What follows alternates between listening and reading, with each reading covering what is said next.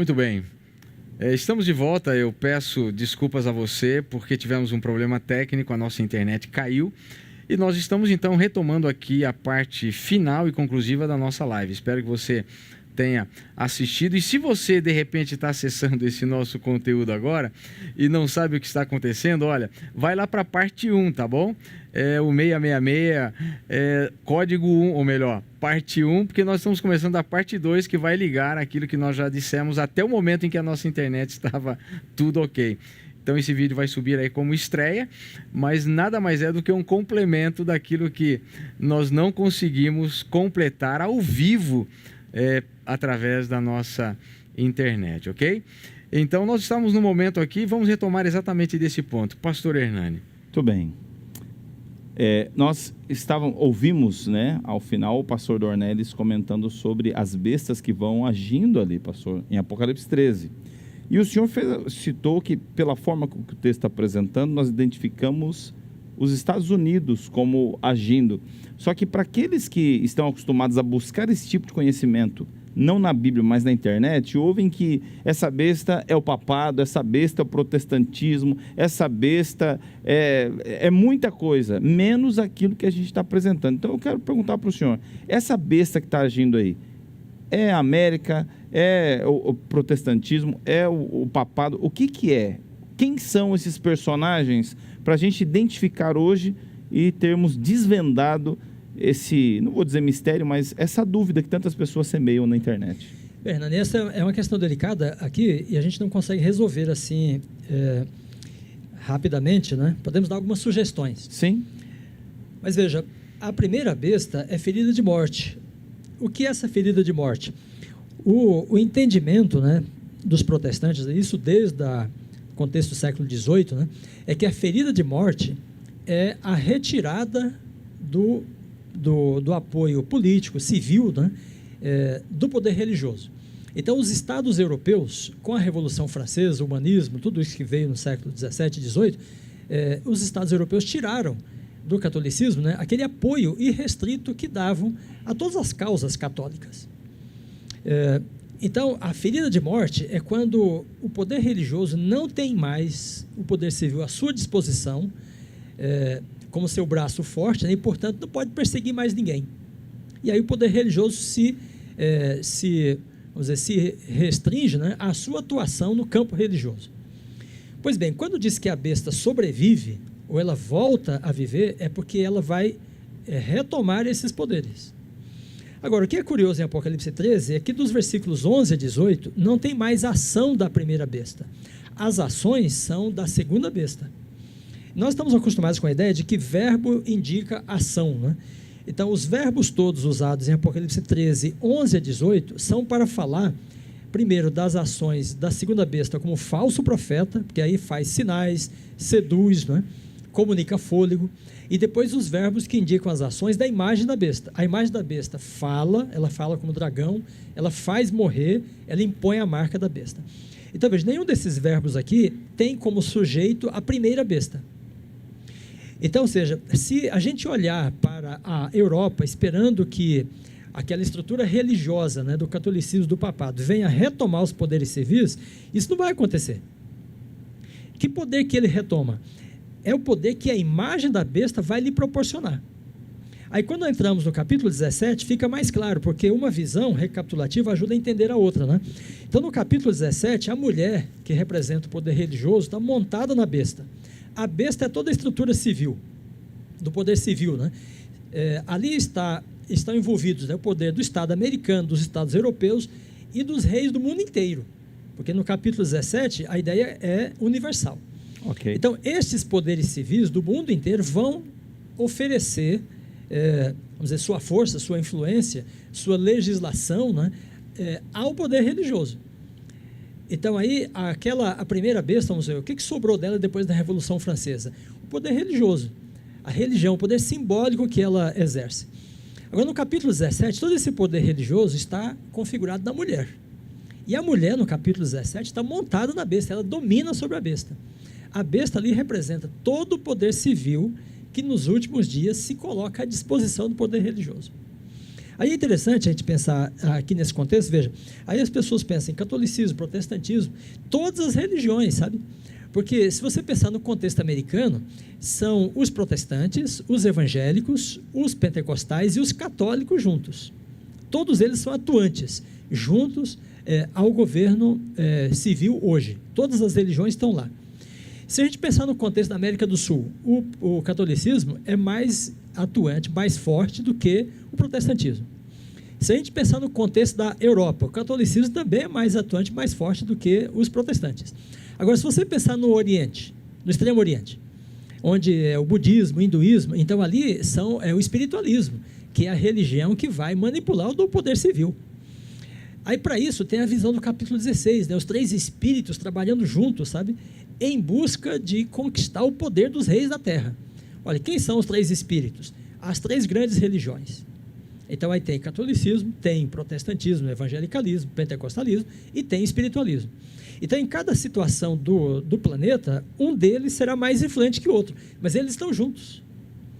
E o poder civil à disposição deles é principalmente o poder americano, que é o poder mais forte, e de todos os países que vão aliar aos Estados Unidos nessa empreitada.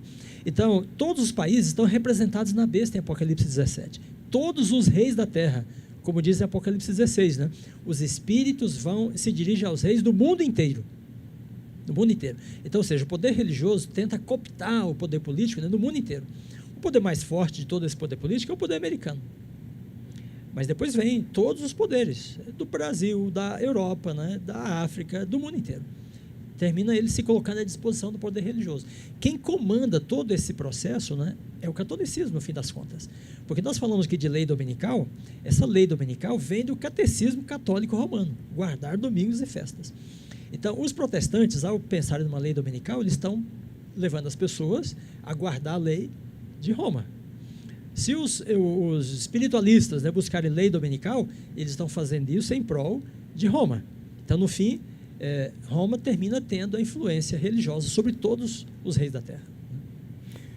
Meu amigo, você está percebendo? As coisas não são assim tão fáceis como alguns querem fazer. Não adianta hoje, indo num caminho onde, numa leitura de um Twitter, a gente tira um doutorado de uma ideia. Não é assim, é necessário estudar. É necessário estudar para que você saiba qual tipo de sinal, de marca você tem recebido. E eu quero aproveitar aqui o pastor Reinaldo e perguntar o seguinte para o senhor, pastor Reinaldo: como fazer para receber o selo de Deus? Bom, quando nós olhamos ali em Apocalipse, aqui, ó, toma esse aqui. Pronto, aqui. Ok, obrigado. Tem que apertar o botãozinho de cima ali. Botão de cima ali. Isso. Bom, quando nós olhamos o Apocalipse, né, nós vimos aqui o capítulo 13 e o 14 vem com a mensagem de Deus. Diz que viu um anjo voando no meio do céu, 3 anjos, né, tendo o evangelho eterno para pregar a todas as nações. Ou seja, qual que é a chave aqui? A chave é o evangelho. O selo de Deus está ligado com o evangelho. Está ligado com a adoração, e o evangelho eterno é o Novo Testamento, mas também é toda a Bíblia. Ele é o evangelho que sempre existiu. Não é? E aí fala para adorar o Criador, para ter fé em Jesus, para guardar os mandamentos de Deus. Não é? Mas eu creio que essa resposta aqui, porque não é simplesmente eu guardo o sábado, eu tenho o selo de Deus. Não. Você tem de ter um relacionamento de fé com Deus, pelos méritos de Cristo, pelo sangue de Cristo Jesus. Guardar o sábado sem Jesus não dá selo de Deus para ninguém. Porque a salvação não vem pela guarda do sábado. A salvação vem pelo sangue de Cristo. Agora, aquele que é salvo diz: aquele que me ama, passa a amar a Cristo, guarda os meus mandamentos. Quer dizer, nós não guardamos os mandamentos de Deus para nem salvação e nem para proteção. Nós guardamos os mandamentos de Deus porque amamos aquele que nos salvou, se entregou por nós, e nós entregamos nossa vida por ele também. Eu creio que Paulo, e aí ele nos dá o seu espírito, porque é interessante que na Bíblia, esse selo no final, que está ligado com a fé em Cristo, está ligado com o evangelho eterno, está ligado com os mandamentos de Deus, ele é efetivado através do Espírito. Porque é o Espírito que sela os que são de Deus. É verdade. Eu creio que aí nós temos essa passagem de Efésios, não é? Está lá no capítulo 1 de Efésios, e Paulo deixa isso bem claro. Efésios, capítulo 1, versos, não é? Diz aqui, Paulo está falando aos Efésios aqui sobre os redimidos, sobre os salvos, da qual os crentes na cidade de Éfeso faziam parte. Ele diz lá, começando, diz que nós fomos salvos ou destinados para a salvação, segundo o conceito de sua vontade, não é? A fim de sermos para louvor da sua glória nós, os que de antemão, verso 12, né, Efésios 1, verso 12, os que de antemão esperamos em Cristo. E diz, e em quem também vós, depois que ouvistes a palavra da verdade, o evangelho da vossa salvação, tendo nele também crido, crer em Cristo, no evangelho da nossa salvação, fostes selados com o Santo Espírito da promessa, não é? O qual é o penhor da nossa esperança, até ao resgate da sua propriedade em louvor da sua glória. Até a redenção final, os santos são sempre selados por Deus através do seu Espírito. E o meio para ser selado é a fé em Cristo, aceitando o Evangelho e guardando a lei de Deus por amor àquele que nos resgatou. Muito bem, muito obrigado. Então você percebeu aí, meu querido amigo, minha querida amiga, que o selamento de Deus sobre a nossa vida não vem pelas obras que fazemos, mas vem pelo nosso relacionamento com Deus. É quando nos entregamos a Ele que fazemos o que Ele pede por amor a Ele e não às coisas ou medo das consequências. E em falar em medo das consequências, pastor Dornelles, deixa eu pegando aqui uma das últimas perguntas contigo, que eu sei que o pastor Brenda tem uma pergunta ali muito importante. Qual o destino daqueles que são marcados pela besta? Bom, a terceira mensagem angélica nos dá esse destino, né? Veja, seguiu Apocalipse 14, verso 9, né? Seguiu-se ainda outro anjo, o terceiro, dizendo em grande voz: se alguém adora a besta, a sua imagem, e recebe a sua marca na fronte ou sobre a mão, também esse beberá do vinho da cólera de Deus, preparado sem mistura, no cálice da sua ira, e será atormentado com fogo e enxofre, diante dos santos, anjos, e na presença do Cordeiro. Veja que aqui a besta também terá esse destino, né? Porque no capítulo 19, veja que, aí nós temos lá no 19, verso 19, né? Diz assim: e vi a besta e os reis da terra, olha só, com seus exércitos congregados para pelejarem contra aquele que está montado no cavalo, o cavalo branco, né? E o seu exército. Mas a besta foi aprisionada, e com ela o falso profeta. E aí no finalzinho diz: os dois foram lançados vivos no lago de fogo e enxofre. Então o destino da besta é ser julgada por Deus, condenada, né? Executada com a perdição no lago de fogo e enxofre. Para lá também vão todos aqueles que têm a marca da besta, porque assumiram a sua mesma atitude, né? Seu mesmo comportamento, seu mesmo caráter. Agora veja que Apocalipse 16 ainda diz assim, que tem as taças da ira de Deus, né? 7 últimas pragas. E elas caem sobre aqueles que têm a marca da besta. Então, ou seja, a previsão, né, de intolerância no mundo, de perseguição até àqueles que não têm a marca da besta, segundo Apocalipse 13. Mas no desdobramento das visões de João, né, a situação muito mais crítica para aqueles que têm a marca da besta. Então, a princípio, esses têm a proteção do Estado, mas o próprio Estado, né, cai nas mãos de Deus para o juízo. A besta e todo o seu sistema, né? E aí, então, os que têm a marca da besta e a seguem, também estão sujeitos ao juízo de Deus, às 7 últimas taças, pragas, né? E por fim, a destruição do lago de fogo. Então é muito importante que a gente pense e ore a Deus. O pastor Reinaldo estava explicando aqui como ter o selo de Deus, né? No Apocalipse, é lavar-se no sangue do Cordeiro, é buscar o batismo do Espírito, né? Como ele leu em Efésios. E esse é o caminho de segurança, porque a marca da besta terá uma proteção provisória e depois tem consequências eternas, né? Quer dizer, isso é muito importante, né? A gente ter isso em mente, porque ao final a gente hoje vê o mundo dividido em muitas facções, né, religiosas, né? E as pessoas aí ficam brigando na internet, ficam entrando em tantas discussões, até mesmo teológicas. Existem tantos muros que separam, não é? As religiões, separam os credos e tudo mais. E, naturalmente, que nós, em algumas situações, nós nos colocamos nesse contexto também, porque nós acabamos também defendendo os princípios da palavra de Deus, aquilo que nós acreditamos, e fica essa polêmica no mundo todo hoje, né? Tantas religiões, tantas filosofias, tantas ideologias. Agora, no final de tudo, só restam 2 grupos, não é? E a gente não pode perder isso de vista, porque ao final são os adoradores da besta e são aqueles que são os adoradores do verdadeiro Deus, aqueles que têm ou o selo de Deus ou a marca da besta. Ou seja, não existem 3 destinos, existem 2 destinos. O destino daqueles que adoram a besta e têm a marca da besta já foi aqui muito bem colocado. Mas há o destino final daqueles que recebem o selo de Deus. E qual é esse destino? É o mais importante de tudo isso que a gente comentou e falou ao longo de toda essa live, não é?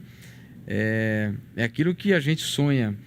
Então fala um pouquinho para a gente, pastor, no final dessa nossa conversa, qual é o destino final daqueles que vão receber o selo de Deus? Veja que no texto de Apocalipse, pastor Brenha, e isso é o mais, essas passagens que Deus colocou ali para animar o seu povo, mostrando aqueles que querem ser fiéis a Deus, né? Mesmo com risco de vida. Lembra? Os 3 amigos de Daniel, o próprio Daniel, eles arriscaram a sua vida por sua fidelidade a Deus. Eles disseram, olha, se Deus, os 3 amigos responderam a Deus, se Deus quiser nos libertar, Ele vai libertar. Ele tem poder para isso. Mas se não quiser, fique sabendo, ó rei, que não vamos adorar a sua imagem. Ou seja, se nós precisarmos de morrer, nós morreremos por amor e fidelidade ao nosso Deus. Amém. Este é o princípio. Nós não sabemos o que vai acontecer, mas nós seremos fiéis a Deus. Agora, Deus aqui ele já dá uma indicação do que vai acontecer com aqueles que são fiéis a Deus. Porque contrastando os que recebem a marca da besta, estão 144 mil. Que recebe o selo de Deus e recebe o seu nome. Não é? E diz, eles vão estar com o Cordeiro, com Cristo, em pé no Monte Sião. Eles vão cantar com os redimidos de todas as eras. Os que vão ressuscitar, não é? Que tiveram morrido antes, eles estarão ali firmes com o Cordeiro. Para quando? Para toda a eternidade. Amém. Eles parecem estar perdendo no momento desse conflito terrestre, enquanto que os outros estão na segurança, os que seguem a besta, e tem a marca do seu nome, essa 666, não é? Com essa ideologia de se colocar no lugar de Deus.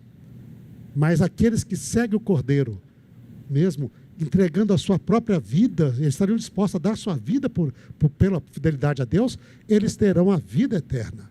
E aí vem, então, todo o final do Apocalipse, a nova Jerusalém, a nova terra, estarão com o Cordeiro, viverão com ele para sempre. Né? E diz, bem-aventurado aquele que ouve e guarda as palavras deste livro. O tempo está próximo, mas o Senhor está aí conosco, né? Ao nosso lado, cada momento até o fim. Ele prometeu isso no Evangelho e promete de novo no Apocalipse. Amém. Quer dizer, o caminho do cristão, aquele que se coloca do lado de Deus, com certeza não será um caminho fácil, né? Não será um caminho plano, não será um caminho asfaltado, não é um caminho de sombra e água fresca. Momentos difíceis para o cristianismo, assim como foi para o cristianismo no primeiro século, ou para tantos que viveram em séculos posteriores, que viveram oprimidos por esse sistema, que passaram por momentos difíceis, sangrentos, que deram a sua vida. Muitos serão chamados também para viverem essa mesma experiência, e naturalmente que uns até serão mártires, e nós não sabemos, pode ser a minha vida, pode ser a tua vida, pode ser a vida de quem está nos assistindo hoje, mas a verdade é o seguinte, nada daquilo que acontecer para aqueles que estiverem do lado de Deus aqui nesse momento, é algo que será eterno, né? Quer dizer, esse é o ponto importante. É uma fração de tempo, né? A eternidade para nós virá depois. Agora, aqueles que estão ao lado da besta, vivendo esse momento aparentemente de supremacia sobre os filhos de Deus, eles terão um curto espaço de tempo para viver, ou melhor, para morrerem pela eternidade. Então, o que vale mais a pena, né, pastor Reinaldo? Sem dúvida, né? E lembrando aqui Daniel, né, o Apocalipse diz lá que haverá tempo de angústia como nunca houve, não é? Mas neste tempo será salvo o teu povo. Miguel vai se levantar, é Jesus, vai libertar os seus, quer dizer, existe uma libertação. Foi assim sempre no passado. Quem quis ser fiel a Deus, diz, padeceu perseguições. E será assim no final dos tempos também. Mas todos aqueles fiéis de Deus estão garantidos, né? Eu lembro uma vez, eu e minha esposa, estávamos no Vale dos Valdenses. Ali naquelas montanhas, lá nos Alpes, abrimos de novo o grande conflito. E aquela passagem que Ellen White fala que os pais preparavam os jovens para irem como missionários para aquela Europa medieval, intolerante. E eles provavelmente iriam e nunca mais voltariam, porque morreriam no campo missionário, fazendo o trabalho de Deus. Mas eles mostravam para as montanhas e dizem, olha, o braço humano, o poder humano hoje pode tirar a nossa vida, mas a nossa recompensa são como essas montanhas. Como eles não podem mover as montanhas, eles não podem mover a promessa de Deus, que é eterna. E a eternidade vale a pena. Como Daniel foi libertado, como seus amigos foram, e como outros tantos, mesmo dando a sua vida, serão libertados na volta de Jesus, vale a pena ser fiel a Deus. E por isso diz, amaram mais a Deus do que sua própria vida. Por isso são dignos de andarem com cordeiro, andarem vestidos de branco, receberem a honra que Deus vai dar aos seus filhos, diz ali. Disso. Nós não merecemos honra nenhuma, mas diz que Deus vai honrar os seus. Né? E nós estaremos ali junto com o cordeiro para todo sempre. E vale a pena. Quem está ao nosso lado é maior, não é, do que o poder do inimigo que mobiliza ao longo dos séculos todos esses poderes, né, políticos, civis e religiosos que conspiram contra o povo de Deus. Louvado seja Deus por isso, né? Eu quero agradecer, pastor Reinaldo, pastor Vanderlei, por esse momento, né, de inspiração. Foram momentos de aprendizado, momentos de profundo conhecimento da palavra de Deus. A gente lamenta o fato de termos que fazer essa live em 2 tempos, né, porque o tempo ao vivo foi um e agora o tempo que nós estamos tentando completar essa live é um momento que a gente vai gravar e espero que as pessoas consigam linkar os 2 momentos. Mas o importante de tudo isso, né, pastor Hernani, é a certeza de que Deus nos dá a orientação, Deus nos dá o caminho e felizes são aqueles que lavam as suas vestiduras no sangue do Cordeiro, felizes são aqueles que tomam essas vestiduras brancas, felizes são aqueles que terão o privilégio de, mesmo em meio ao sofrimento deste mundo, terem o vislumbre da eternidade.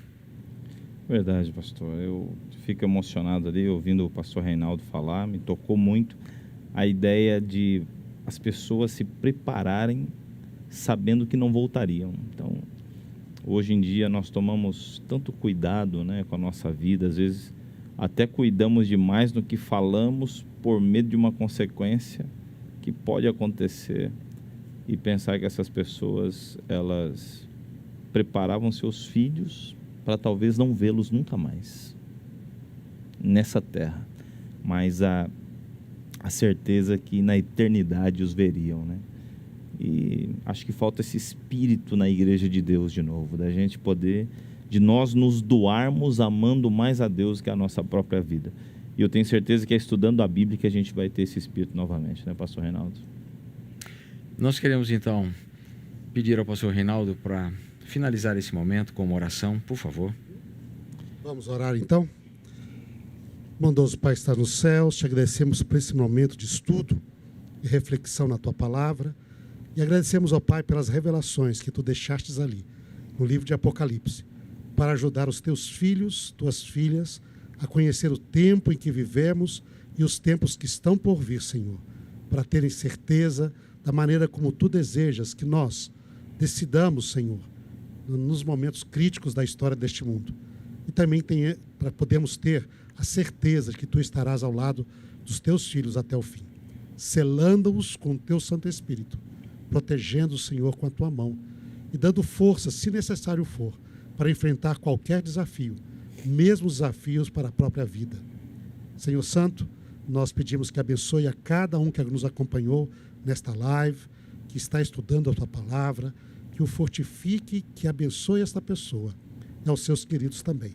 E que todos nós, pela Tua graça, possamos estar ali contigo por toda a eternidade, junto com o Cordeiro, que deu sua vida por nós, e contigo, ó Pai, que nos amou de tal maneira que, Senhor, nunca pôde imaginar passar esta eternidade sozinho, sem aqueles que Tu, pela Tua graça, redimiste e pelo Teu Santo Espírito tem conduzido aqui nesta terra.